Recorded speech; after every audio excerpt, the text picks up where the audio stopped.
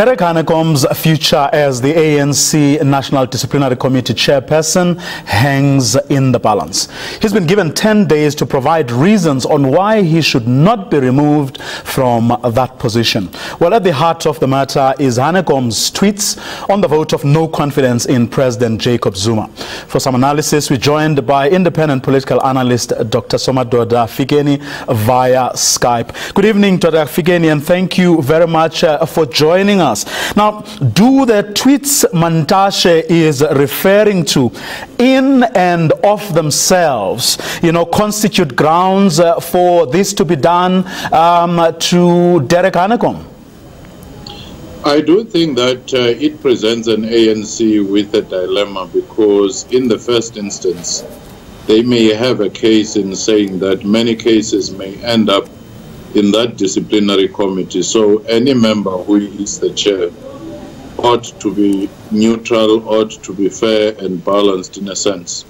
Having taken a strong political position, this was expected to happen whether there was voting or no voting, because this role has become a contested one.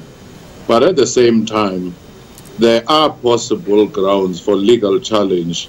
If you listen carefully to the Chief Justice's judgment, the question of pursuing people because they are suspected to have voted this or that way may actually be legally challenged, precisely because the issue of what they are sworn to in Parliament, the issue of intimidation, and many other arguments that were advanced may be used against any disciplinary action if the two roles are conflated to say your tweets suggest that you voted this or that way.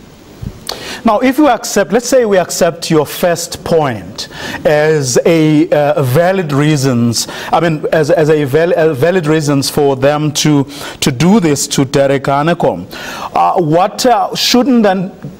couldn't they ask him to recuse himself? I think that was going to be the easiest option, to have a behind-the-scenes discussion with him to say that's a very sensitive role. If you're no longer in a position to maintain that because you have strong feelings this way or that way, it will make it very difficult for the party to trust that particular process. However, now that they've taken this public posture, and the president had pronounced on his name in particular, and the MKVA and many other role players like the Youth League, this will be seen in the light of a witch hunt and purging of those who otherwise are suspected to have voted the other way.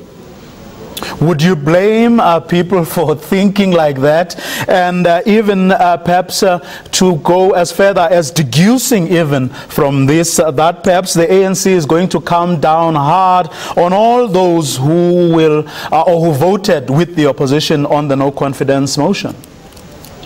It's more than that.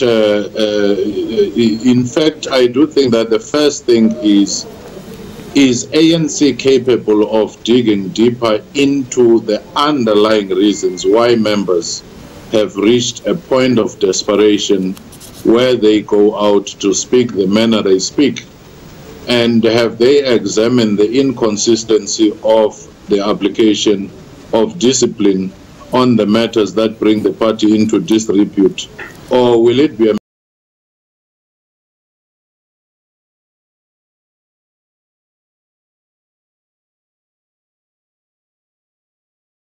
between the two factions rather than a party trying to apply discipline? Well, several analysts and observers have actually pointed out that the ANC has been swift in acting against Dr. Makosi Khoza and now Derek Hanekom, as opposed to it doing the introspection that it too accepts that needs to be done, looking at the broader issues or the underlying issues as you have just referred to them.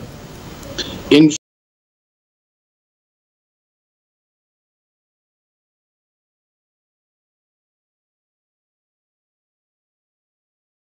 short-term battles between now and December, in which case, if it is internally consumed, it might find that it has lost the command and the respect of the society going to 2019 or 2024. That's why ANC ought to balance the public views coming from outside, because winning battles within the ANC trench warfare does not necessarily mean that ANC will emerge victorious. It may lead to further fragmentation or even split, which may weaken the ANC and ultimately make it lose the power.